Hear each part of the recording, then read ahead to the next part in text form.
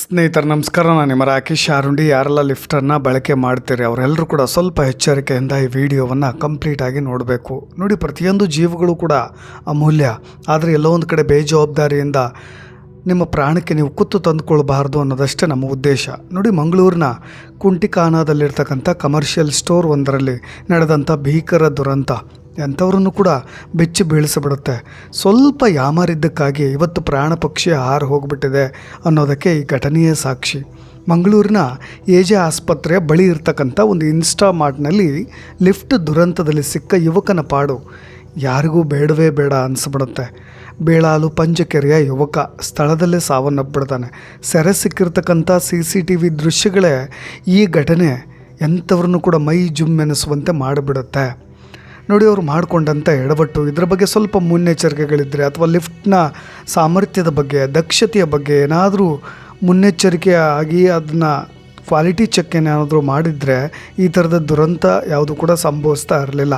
ನೋಡಿ, ಇತ್ತೀಚಿನ ದಿನಗಳಲ್ಲಿ ಈ ರೀತಿಯಾದಂಥ ಲಿಫ್ಟ್ ಅವಘಡಗಳು ಸಂಭವಿಸ್ತಾ ಇರೋದು ಯಾಕೆ ಅಂತ ಗೊತ್ತಿಲ್ಲ. ಯಾಕೆಂದರೆ ಯಾವ ಟೈಮ್ನಲ್ಲಿ ಅವು ಲಿಫ್ಟ್ ಕೆಟ್ಟು ನಿಂತ್ಕೊಳ್ಳುತ್ತೆ ಗೊತ್ತಾಗೋದಿಲ್ಲ, ಯಾವ ಟೈಮ್ನಲ್ಲಿ ಕರೆಂಟ್ ಹೋಗುತ್ತೆ ಅನ್ನೋದು ಕೂಡ ಗೊತ್ತಾಗೋದಿಲ್ಲ. ಲಿಫ್ಟ್ ಸಿಕ್ಕಾಕೊಂಡ ಮೇಲೆ ಏನು ಮಾಡಬೇಕು, ಅಲ್ಲಿ ಒಳಗಿರ್ತಕ್ಕಂಥ ಇನ್ಸ್ಟ್ರಕ್ಷನ್ಸ್ಗಳೇನಾದರೂ ಕೊಟ್ಟಿದ್ದಾರಾ, ಅಥವಾ ಅಲ್ಲಿಂದ ನೇರವಾಗಿ ಫೋನ್ ಏನಾದರೂ ಸಂಪರ್ಕ ಮಾಡ್ಬೋದಾ, ಅಥವಾ ಏಕಾಏಕಿಯಾಗಿ ಲಿಫ್ಟ್ ಕೆಟ್ಟು ನಿಂತ ಏನು ಮಾಡಬೇಕು, ಅದನ್ನು ಪ್ರತಿ ತಿಂಗಳು ಸರ್ವಿಸ್ಗೆ ಏನಾದರೂ ಕೊಡ್ತಾರಾ, ಇದು ಯಾವುದು ಕೂಡ ಇರೋದಿಲ್ಲ. ನಟ್ಟು ಬೋಲ್ಟು ಅವು ಲೂಸ್ಗಳಾಗ್ಬಿಟ್ಟಿರ್ತವೆ. ಯಾವುದೋ ಮೆಟಲ್ಗಳಿಂದ ಮಾಡಿದಂತಹ ಲಿಫ್ಟ್ಗಳು ಸರಿಯಾಗಿರೋದು ಇಲ್ಲ. ನಿಮಗೆ ತಗಣ್ಣಲ್ಲಿ ಮಾಡಿರ್ತಕ್ಕಂಥ ಲಿಫ್ಟ್ಗಳು ಇರುತ್ತೆ. ಕಬ್ಬಿಣದಲ್ಲಿ ಸರಪಳಿ ಹಾಗೆ ಇರತಕ್ಕಂಥ ಲಿಫ್ಟ್ಗಳನ್ನು ಕೂಡ ನೋಡಿದ್ದೀವಿ. ಈ ದೃಶ್ಯಾವಳಿಗಳನ್ನು ನೋಡಿದಾಗ ಅಯ್ಯೋ ಪಾಪ ಅನಿಸ್ಬಿಡುತ್ತೆ. ನೋಡಿ, ಲಿಫ್ಟ್ ನಿಮಗೆ CCTV ಫೂಟೇಜ್ನಲ್ಲಿ ಸಿಕ್ಕಿರ್ತಕ್ಕಂತಹ ದೃಶ್ಯಗಳನ್ನು ನೋಡಿದಾಗ ಆ ದೃಶ್ಯಾವಳಿಗಳಲ್ಲಿ ಲಿಫ್ಟ್ ಏನಾಗುತ್ತೆ, ಏಕಾಏಕಿಯಾಗಿ ಬಂದ್ ಆಗಿ ಅರ್ಧಕ್ಕೆ ನಿಂತ್ಕೊಳ್ಬಿಡುತ್ತೆ. ಅಂದರೆ ಲೋಡ್ ಮಾಡ್ತಾ ಇರ್ತಾರೆ. ನಿಮಗೆ ಒಂದು ಕಡೆ ಆ ದೃಶ್ಯಗಳಲ್ಲಿ ಗಮನಿಸ್ತಾ ಇರೋ ಹಾಗೆ ಲಿಫ್ಟ್ನ ಮುಂಭಾಗದಲ್ಲಿ ನಿಂತ್ಕೊಂಡು ಒಂದು ಲೋಡ್ ಮಾಡ್ತಾ ಇರ್ತಕ್ಕಂಥ ವ್ಯಕ್ತಿಗಳು, ಅವರ ಸಿಬ್ಬಂದಿಗಳು, ಇನ್ಸ್ಟಾಮಾರ್ಟ್ನಲ್ಲಿ ಇರ್ತಕ್ಕಂಥ ಸಿಬ್ಬಂದಿಗಳೆಲ್ಲರೂ ಕೂಡ ಲೋಡ್ ಮಾಡಿ ಆ ಲೋಡ್ನ ತೆಗೆದುಕೊಂಡು ಕೆಳಗೆ ಬರಬೇಕು. ಅವರು ಆ ಒಂದು ಹೋಟೆಲ್ ಇದೆಯಲ್ಲ, ಆ ಬಿಲ್ಡಿಂಗ್ ಇದೆಯಲ್ವಾ, ಆ ಬಿಲ್ಡಿಂಗ್ನ ಪಕ್ಕದಲ್ಲಿ ಇನ್ಸ್ಟಾಮಾರ್ಟು ಇದೆ, ಹೋಟೆಲು ಇದೆ, ಎಲ್ಲ ಅಂಗಡಿಗಳು ಕೂಡ ಇದ್ದಾವೆ ಆ ಬಿಲ್ಡಿಂಗ್ನಲ್ಲಿ. ಆ ಬಿಲ್ಡಿಂಗ್ನ ಪಕ್ಕದಲ್ಲಿ ಇರ್ತಕ್ಕಂಥ, ಅಂದರೆ ಅದಕ್ಕೆ ಹೊಂದ್ಕೊಂಡಂಥ ಲಿಫ್ಟ್ನ ಕೆಳಭಾಗಕ್ಕೆ ಬರಬೇಕು. ಅವರು ಎಲ್ಲವನ್ನು ಕೂಡ ಅಲ್ಲೇ ಅನ್ಲೋಡ್ ಮಾಡಬೇಕು. ಅದು ಒಂದು ರೀತಿಯಾದಂಥ ಕಬ್ಬಿಣದ ಸರಪಳಿಗಳಿರ್ತಕ್ಕಂಥ ಒಂದು ಲಿಫ್ಟ್. ಅದು ಏಕಾಏಕಿಯಾಗಿ ಅದು ಬಂದಾಗ ಹೋಗ್ಬಿಡುತ್ತೆ. ಅಂದರೆ ಕೆಳಗೆ ಮೂವ್ ಆಗಬೇಕು, ಅಲ್ಲೇ ಅರ್ಧಕ್ಕೆ ನಿಂತ್ಕೊಂಡ್ಬಿಡುತ್ತೆ. ನಿಮಗೆ ಆ ದೃಶ್ಯಗಳಲ್ಲಿ ಕಾಣಿಸ್ತಾ ಇದೆ, ಆತನ ಮುಖ ಅರ್ಧಕ್ಕೆ ಹೋಗಿ ನಿಂತ್ಕೊಂಡ್ಬಿಡುತ್ತೆ. ತಕ್ಷಣಕ್ಕೆ ಏನು ಮಾಡ್ತಾರೆ ಅಲ್ಲಿರ್ತಕ್ಕಂಥ ಸಿಬ್ಬಂದಿಗಳು, ಓಕೆ ನಾನು ಅದನ್ನು ಆ ಡೋರನ್ನು ಓಪನ್ ಮಾಡ್ತೀನಿ ಅಂತ ಹೇಳಿ ಒಬ್ಬ ವ್ಯಕ್ತಿ ಪಾಪ ಇವತ್ತು ಆತನ ಸಾವಿಗೆಲ್ಲೋ ಒಂದು ಕಡೆ ಅವನು ಮಾಡಿದಂಥ ಎಡವಟ್ಟೆ ಅಂತ ಅನ್ನಿಸ್ಬಿಡುತ್ತೆ. ಬಟ್ ನಾವು ನೇರವಾಗಿ ಆತನನ್ನು ದೂರಬಾರ್ದು. ಅವನು ಈ ಆಘಾತದಿಂದ ಹೊರಗೆ ಬರೋಕ್ಕೆ ಅದೆಷ್ಟು ಸಮಯ ಬೇಕೋ ಗೊತ್ತಿಲ್ಲ. ಅವನೇನು ಮಾಡಿಬಿಡ್ತಾನೆ, ಅದನ್ನು ಎಡಗಡೆ ಭಾಗದಿಂದ ಅದನ್ನು ಎಳಿಲಿಕ್ಕೆ ಪ್ರಯತ್ನ ಪಡ್ತಾನೆ. ಆತ ಎಳೆದ ತಕ್ಷಣ ಏಕಾಏಕಿಯಾಗಿ ಅದು ಮತ್ತೆ ಮೂವ್ ಆಗಿಬಿಡುತ್ತೆ. ಮೇಲಿಂದ ಇರ್ತಕ್ಕಂಥ ಕಬ್ಬಿಣದ ಇನ್ನೊಂದು ಇದು ಇರುತ್ತಲ್ವ, ಒಳಗೆ ಕೆಳಗೆ ಇಳಿತಕ್ಕಂಥ ಒಂದು ಭಾಗ, ಅದು ಕೂಡ ಕೆಳಗೆ ಹೋಗ್ಬಿಟ್ಟು ಸ್ಟ್ರಕ್ಕಾಗಿ ನಿಂತ್ಕೊಂಡ್ಬಿಡುತ್ತೆ ಅಲ್ಲಿಗೆ. ಆತ ಸಾವು ಬದುಕಿನ ನಡುವೆ ಹೋರಾಟ ನಡೆಸ್ತಾನೆ. ಬಹಳಷ್ಟು ಜನರು ಬಂದು ನಾವು ಕೂಡ ರಕ್ಷಣೆ ಮಾಡ್ತೀವಿ ಅಂತ ಏನೇನೋ ಹರಸಾಹಸವನ್ನು ಮಾಡ್ತಾ ಇದ್ದಾರೆ. ಅಷ್ಟರಲ್ಲೇ ಆತನನ್ನು ತೆಗೆಯೋದ್ರ ಒಳಗಾಗಿ ಆತನ ಪ್ರಾಣ ಪಕ್ಷಿ ಹಾರು ಹೋಗಿಬಿಡುತ್ತೆ. ನೋಡಿ, ಅದು ಸ್ಟ್ರಕ್ ಆಗಿದ್ದು ಕೂಡಲೇ ಆತನನ್ನು ಕಾಪಾಡೋದಕ್ಕೆ ಎಲ್ಲರೂ ಕೂಡ ಒದ್ದಾಡ್ತಾ ಇರೋದು. ಬೆಳ್ತಂಗಡಿ ತಾಲೂಕಿನ ಬೆಳಾಲು ನಿವಾಸಿ ನೌಫಾಲ್, ಕೇವಲ 28 ವರ್ಷ, ಆತ ಮೃತಪಟ್ಟಿರೋದು. ಇಲ್ಲಿ ನೋಡಿ, ವಿದ್ಯುತ್ ಆಫ್ ಮಾಡಬೇಕಾಗಿತ್ತು. ಆರಂಭದಲ್ಲಿ ಅಲ್ಲಿದ್ದಂಥ ಸಿಬ್ಬಂದಿಗಳು ಒಂದು ಅಲ್ಲಿರ್ತಕ್ಕಂಥ ವಿದ್ಯುತ್ ಅಥವಾ ಅದು ಜನ್ರೇಟರ್ನಿಂದ ವರ್ಕ್ ಆಗ್ತಾಯಿದ್ರೆ ಅದನ್ನು ಆಫ್ ಮಾಡಬೇಕಾಗಿತ್ತು. ಅಥವಾ ಅಲ್ಲಿ ಯಾರಾದರೂ ಲಿಫ್ಟ್ ಆಪರೇಟರ್ಗಳಿದ್ದರೆ ಅವ್ರಿಗೊಂದು ಸ್ವಲ್ಪ ಬೇಸಿಕ್ ಇನ್ಫಾರ್ಮೇಷನ್ ಇರುತ್ತೆ, ಸ್ವಲ್ಪ ಟ್ರೈನಿಂಗ್ ಆದರೂ ಕೊಟ್ಟಿರ್ತಾರೆ, ಅಥವಾ ಅವರಿಗಾದರೂ ಫೋನ್ ಮಾಡ್ಬೋದಿತ್ತು ಇವರು. ಇಲ್ಲ, ವಿದ್ಯುತ್ ಬರೋವರೆಗೂ ಇವರೆಲ್ಲರೂ ಕೂಡ ಕಾಯಬಹುದಿತ್ತು. ಫಾರ್ ಎಕ್ಸಾಂಪಲ್ ನೋಡಿ, ನಾವು ಕ್ಯಾಶುಯಲಾಗಿ ಯೋಚನೆ ಮಾಡೋದಾದರೆ ವಿದ್ಯುತ್ ಬರೋವರೆಗೂ ಕೂಡ ಕಾದಿದ್ರೆ ಈ ಥರದ ಲಿಫ್ಟ್ ತೊಂದರೆಗಳೇ ಆಗ್ತಾ ಇರಲಿಲ್ಲ. ಸ್ವಲ್ಪ ತಾಳ್ಮೆಯಿಂದ ಯೋಚನೆ ಮಾಡಬೇಕಾಗಿತ್ತು ಅಂತ. ನಮಗೆ ಭಾಳಷ್ಟು ಲಿಫ್ಟ್ಗಳಲ್ಲಿ ಆ ಥರದ ಪಾರದರ್ಶಕವಾದಂತಹ ಗಾಜಿನ ಅಳವಡಿಕೆಗಳು ಇರೋದಿಲ್ಲ.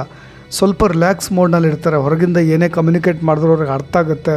ವೆಯ್ಟ್ ಮಾಡಿ ಅಂತನಾದರೂ ಹೇಳ್ಬೋದು. ಸ್ವಲ್ಪ ನಿರ್ಭೀತಿಯಿಂದ ಇರ್ಬೋದು. ಎಲ್ಲೋ ಒಳಗೆ ಲಿಫ್ಟ್ ಕೆಟ್ಗಳು ನಿಂತಾಗ ಭಾಳಷ್ಟು ಜನಕ್ಕೆ ಆಘಾತ ಆಗಿ ಹೃದಯಾಘಾತ ಸಂಭವಿಸ್ತಕ್ಕಂಥ ಸಾಧ್ಯತೆಗಳು ಇರುತ್ತೆ. ಅದಕ್ಕೆ ನಾನು ಆರಂಭದಲ್ಲಿ ಹೇಳಿದ್ದು ಫೋನ್ ಕಾಲ್ ಮಾಡಲಿಕ್ಕೂ ಅಷ್ಟು ಸಾಧ್ಯತೆಗಳು ಇರುತ್ತಾ, ಅಲ್ಲಿ ಬೇಸಿಕ್ ವಾಟರ್ಸ್ ನೀರು ಕೂಡ ಸಿಗೋದಿಲ್ಲ, ತಿನ್ನಲಿಕ್ಕೇನೋ ಬಿಸ್ಕೆಟು ಆ ಥರದ್ದು ಏನೂ ಕೂಡ ಅಲ್ಲಿ ನಿಮಗೆ ಲಿಫ್ಟ್ ಒಳಗೆ ಸಿಗೋದಿಲ್ಲ. ಅಂದರೆ ಹೆಚ್ಚಿನ ಕಾಲ ಅದು ಕೆಟ್ಟು ನಿಂತಾಗ ನಾನು ಹೇಳ್ತಾ ಇರೋದು. ಇದೆಲ್ಲವೂ ಕೂಡ ಸಾಧ್ಯವಾಗುತ್ತಾ ಲಿಫ್ಟ್ನೊಳಗೆ, ಇದನ್ನೆಲ್ಲವನ್ನೂ ಕೂಡ ಇಡ್ಲಿಕ್ಕಾಗುತ್ತಾ? ಕುಡಿಯೋ ನೀರು, ಶುದ್ಧ ಗಾಳಿ, ಅದಕ್ಕೆ ಎಷ್ಟು ಅವಶ್ಯಕತೆಗಳನ್ನು ಪೂರೈಕೆ ಮಾಡಲಿಕ್ಕಾಗುತ್ತೋ ಅದನ್ನು ಮಾಡಲೇಬೇಕಾಗುತ್ತೆ ಅನ್ನೋದು ನಾನು ಭಾವಿಸ್ತಾ ಇರೋದು. ನೋಡಿ, ಈಗ ಸದ್ಯ ಕೇಳಿ ಬರ್ತಾ ಇರ್ತಕ್ಕಂಥ ಆರೋಪಗಳು, ಗಂಭೀರವಾದಂಥ ಆರೋಪಗಳು, ಆ ವ್ಯಕ್ತಿಯ ಪ್ರಾಣ ಪಕ್ಷಿ ಹಾರೋಗ್ಲಿಕ್ಕೆ ಏನು ಕಾರಣ ಅಂತ. ಒಂದು, ಆ ಇನ್ಸ್ಟಾಮಾರ್ಟ್ ನೇರ ಹೊಣೆ ಆಗುತ್ತೆ. ಆ ಓನರ್ ಇವತ್ತು ಕೇಳದಲ್ಲಿ ಕೂತ್ಕೊಂಡು ಮಾತನಾಡ್ತಾ ಇದ್ದಾನಂತೆ. ಆದರೆ ನೋಡಿ, ಒಂದು ಆ ಇನ್ಸ್ಟಾಮಾರ್ಟಿಗೆ ನೇರವಾಗಿ ಒಳಗಿಂದಲೇ, ಅಂದರೆ ಆಫೀಸ್ ಕಚೇರಿಯ ಒಳಭಾಗದಿಂದಲೇ ಲಿಫ್ಟ್ ಇರಬೇಕಾಗಿತ್ತು. ಆದರೆ ಇಲ್ಲಿ ಏನು ಮಾಡಿಬಿಟ್ಟಿದ್ದಾರೆ ಅಂದರೆ, ಇಡೀ ಬಿಲ್ಡಿಂಗ್ ಬೇರೆ ಓನರ್, ಅಲ್ಲಿ ಕೊಟ್ಟಿರ್ತಕ್ಕಂಥ ಬಾಡಿಗೆ ಇದೆ ಇನ್ಸ್ಟಾಮಾರ್ಟ್ಗೆ. ಆ ಇನ್ಸ್ಟಾಮಾರ್ಟ್ಗೆ ಇರ್ತಕ್ಕಂಥ ಲಿಫ್ಟು ಆ ಬಿಲ್ಡಿಂಗ್ನ ಹೊರಭಾಗದಲ್ಲಿದೆ. ಅಂದರೆ ಅದಕ್ಕೆ ಲೈಸೆನ್ಸ್ ನಗರ ಪಾಲಿಕೆ ಕೊಟ್ಟಿರುತ್ತೆ. ಅದು ಅವಕಾಶ ಕೊಟ್ಟಾಗ ಅದು ಸರಿಯಾದಂಥ ಮಾನದಂಡಗಳನ್ನು ಪಾಲಿಕೆ ಮಾಡಿದೆಯಾ? ಈ ಥರದ ವರ್ಸ್ಟ್ ಕೇಸಸ್ಗಳಿದಾಗೋದು. ನಗರ ಪಾಲಿಕೆಗೆ ಸ್ವಲ್ಪನಾದರೂ ಕಾಮನ್ ಸೆನ್ಸ್ ಇರಬೇಕಾಗತ್ತೆ. ಅಥವಾ ಮೆಸ್ಕಾಮ್ನಿಂದಾಗಲಿ ಯಾರೇ ಆಗಲಿ ಒಬ್ಬ ಅಧಿಕಾರಿ ಪ್ರತಿ ವರ್ಷ ಬಂದು ಅದನ್ನು ಚೆಕ್ ಮಾಡ್ತಾ ಇದ್ದಾರಾ, ರಿಪೇರ್ ಆಗ್ತಾ ಇದೆಯಾ, ಟೆಕ್ನಿಕಲಿ ಅದು ತುಂಬ ಕರೆಕ್ಟಾಗಿದೆಯಾ, ಲಿಫ್ಟ್ಗೆ ಪರ್ಮಿಷನ್ ಕೊಟ್ಟಿದ್ಯಾರು? ಒಬ್ಬ ಬಿಲ್ಡಿಂಗ್ ಓನರ್ ಮೊದಲು ತಪ್ಪು ಮಾಡಿರೋದು. ಇದು ಅಧಿಕೃತವಾ ಅನಧಿಕೃತವಾ ಅನ್ನೋದನ್ನು ಪರಿಶೀಲನೆ ಮಾಡಿ ನಗರ ಪಾಲಿಕೆ ಕೊಡಬೇಕಾಗಿತ್ತು. ಅದನ್ನು ಮಾಡಿಲ್ಲ ಅಂತ ಎಲ್ಲೋ ಕೂತ್ಕೊಂಡು ನಾನು ಎಲ್ಲವನ್ನೂ ಕೂಡ ಲೀಗಲ್ಲಾಗಿ ತೆಗೆದುಕೊಂಡಿದ್ದೀನಿ, ಪರ್ಮಿಷನ್ ತೆಗೆದುಕೊಂಡಿದ್ದೀನಿ ಅಂದರೆ ಇದಕ್ಕೆ ನೇರ ಹೊಣೆ ನಗರ ಪಾಲಿಕೆಯೂ ಆಗುತ್ತೆ. ಒಂದು ಬಿಲ್ಡಿಂಗ್ ಓನರ್ಗೂ ಕೂಡ ಇದು ಶಿಕ್ಷೆ ಆಗಬೇಕು. ಇನ್ನೊಬ್ಬ ನಗರ ಪಾಲಿಕೆ ಯಾವ ಅಧಿಕಾರಿ ದುಡ್ಡನ್ನು ತಿಂದು ಇದಕ್ಕೆ ಪರ್ಮಿಷನ್ ಕೊಟ್ಟಿದ್ದಾನೋ ಅವನಿಗೂ ಕೂಡ ಶಿಕ್ಷೆ ಆಗಬೇಕು ಅನ್ನೋ ಆರೋಪಗಳು ಕೂಡ ಅಲ್ಲಿ ಸ್ಥಳೀಯ ಮಟ್ಟದಲ್ಲಿ ಕೇಳಿಬರ್ತಾ ಇರೋದು. ಈ ಥರ ಇಲ್ಲಿಗಲ್ ಮಾಡಲಿಕ್ಕೆ ಸಂಬಂಧಪಟ್ಟ ಅಧಿಕಾರಿಗಳು ಅವಕಾಶ ಕೊಟ್ಟಾಗ ಅದಕ್ಕೆ ಆ್ಯಕ್ಷನ್ ತಗೊಳ್ಳೇಬೇಕಾಗತ್ತೆ. ಯಾಕೆಂದರೆ ಒಬ್ಬ ಹುಡುಗನ ಜೊತೆ, ಆ ವ್ಯಕ್ತಿಯ ಪ್ರಾಣದ ಜೊತೆ ಆಟ ಆಡೋದಿದೆಯಲ್ಲ, ಅದು ತುಂಬ ದೊಡ್ಡ ದುರಂತ, ಮಹಾಪಾಪ ಅಂತ ನಾನು ಭಾವಿಸ್ತೀನಿ. ಸಂಬಂಧಪಟ್ಟಿರ್ತಕ್ಕಂಥ ಅಧಿಕಾರಿಗಳು ತಕ್ಷಣಕ್ಕೆ ಕ್ರಮವನ್ನು ತೆಗೆದುಕೊಳ್ಬೇಕಾಗತ್ತೆ. ಇವತ್ತು ಅಲ್ಲಿ ಯಾರೇ ಹೋಗಿ ಕೇಳಿದ್ರು ಒಬ್ಬ ಬೋನ್ಸರ್ಗಳನ್ನೇ ಇಟ್ಟು ಜನಸಾಮಾನ್ಯರಿಗೂ ಕೂಡ ಪ್ರಶ್ನೆ ಮಾಡಲಿಕ್ಕೆ ಆಗದೇ ಇರತಕ್ಕಂಥ ಪರಿಸ್ಥಿತಿ ನಿರ್ಮಾಣವಾಗುತ್ತೆ. ಎಲ್ಲ ಒಂದು ಕಡೆ ಪೊಲೀಸ್ನವರು ದುಡ್ಡು ತಿಂದು ಬಿಡ್ತಾರೆ, ಈ ನಗರ ಪಾಲಿಕೆಯವರು ಕೂಡ ಫೇಕ್ ಡಾಕ್ಯುಮೆಂಟ್ಸ್ನ ಕೊಟ್ಟು ಈ ಕೇಸನ್ನು ಮುಚ್ಚಾಕ್ಬಿಡ್ಬೋದು. ಆದರೆ ಹೋದಂಥ ಪ್ರಾಣ ಮತ್ತೆ ಬರೋದಿಲ್ಲ. ಯಾವಾಗೇ ಆಗಲಿ ಒಬ್ಬ ಬಿಲ್ಡಿಂಗ್ ಓನರ್ ಒಂದು 11 months ಅಗ್ರಿಮೆಂಟ್ ಮಾಡಿಕೊಂಡಾಗ ಒಂದು ಶಾಪ್ ಯಾವ ರೀತಿಯಾಗಿ ನಡೆಸಬೇಕು, ಯಾವ ರೀತಿಯಾಗಿ ನಡೆಸಬಾರ್ದು ಅನ್ನೋ ರೂಲ್ ಇರುತ್ತೆ. ಇದು ಆ ಜವಾಬ್ದಾರಿಯನ್ನು ಮೀರಿ ಈ ಥರದ ಎಡವಟ್ಟುಗಳನ್ನು ಮಾಡಿದಾಗ ತಕ್ಷಣಕ್ಕೆ ಕ್ರಮವನ್ನು ತೆಗೆದುಕೊಳ್ಳೇಬೇಕಾಗತ್ತೆ. ನಿಮಗೆ ಲಿಫ್ಟನ್ನು ನೋಡಿದಾಗ ಸೂಕ್ಷ್ಮವಾಗಿ ಯಾವುದೋ ಒಂದು ಅಲ್ಯೂಮಿನಿಯಮ್ ರಾಡ್ಗಳಿಂದ ಮಾಡಿರ್ತಕ್ಕಂಥ ಲಿಫ್ಟ್ ಅಂಥದ್ದು ಭಾಳ ಆಶ್ಚರ್ಯ ಆಗುತ್ತೆ. ಇಡೀ ಬಿಲ್ಡಿಂಗಿಗೆ ಇರ್ತಕ್ಕಂಥ ಲಿಫ್ಟ್ಗಳೆಲ್ಲ ಕೆಟ್ಟು ಹೋಗಿ ನಿಂತು ಬಿಟ್ಟಾಗ ಅದರ ಕೆಪಾಸಿಟಿ ಏನು, ಇಷ್ಟೊಂದು ಲೋಡ್ ಮಾಡಿ ಒಳ ತೆಗೆದುಕೊಂಡು ಹೋಗ್ತಿದ್ದಾರೆ ಅಂದರೆ, ನೀವು ಯಾವುದೋ ಒಂದು ಅಲ್ಯೂಮಿನಿಯಮ್ ರಾಡ್ಗಳಿಂದ ಆ ಥರ ವರ್ಸ್ಟ್ ಕೇಸಸ್ಸಲ್ಲಿ ಆಗ್ತಕ್ಕಂಥ ಲಿಫ್ಟ್ಗಳನ್ನು, ಈ ಥರದ್ದು ನೀವು ಮ್ಯಾನುಫ್ಯಾಕ್ಚರಿಂಗ್ ಮಾಡಿರ್ತಕ್ಕಂಥ ಲಿಫ್ಟ್ಗಳನ್ನು ತೆಗೆದುಕೊಂಡು ಬಂದು ಅಲ್ಲಿ ಕೂರಿಸ್ಬಿಟ್ರೆ ನಿಮಗೆ ತುಂಬ ಸುಲಭ ಸಾಧ್ಯವಾಗಿ ಸಿಗುತ್ತೆ. ನಿಮಗೆ ಅದ್ರ ಕೆಪಾಸಿಟಿ ಎಷ್ಟು, ಅದರ ವೆಯ್ಟೇಜ್ ತಡೆದುಕೊಳ್ಳೋ ಸಾಮರ್ಥ್ಯ ಎಷ್ಟು. ಎಲ್ಲೋ ಪಾಪ ಯಾವುದೋ ಊರಿಂದ ಹೊಟ್ಟೆಪಾಡಿಗೋಸ್ಕರ ದುಡಿಯೋಕ್ಕೆ ಬಂದಿರೋರನ್ನ ಈ ರೀತಿಯಾಗಿ ನೀವು ಬಲಿಪಶುಗಳು ಮಾಡಿ, ಒಂದು ಅವ್ರ ಕುಟುಂಬಕ್ಕೆ ಭಾರಿ ದೊಡ್ಡ ಮೊತ್ತದ ಪರಿಹಾರ ಕೂಡ ಕೊಡಬೇಕು. ಇನ್ನೊಂದು, ಈ ಥರದ ಲಿಫ್ಟ್ಗಳಿಗೆ ಅವಕಾಶ ಕೊಡೋದು ನಿಂತು ಹೋಗಬೇಕು.